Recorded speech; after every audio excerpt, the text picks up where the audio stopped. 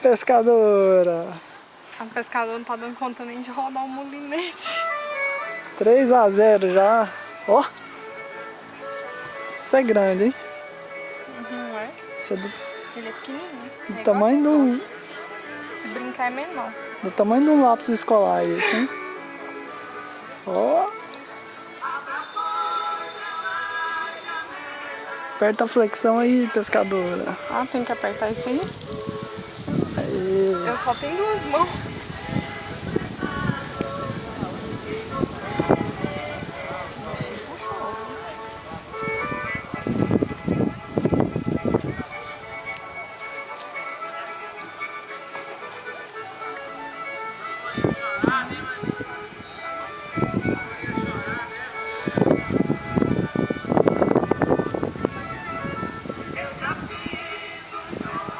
Vamos ver a cara dele. Agora você vai ver, mas eu tô puxando tão forte. É pequenininho, ó. Oh, Que peixe é esse? caramba.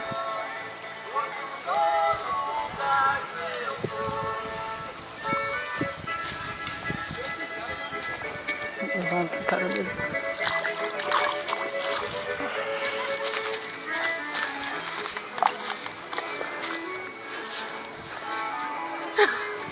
Ê, pescadora. Vai ficar igual o André, mas que merda. Pescadora fajuta pescando e eu que sou profissional não pesco.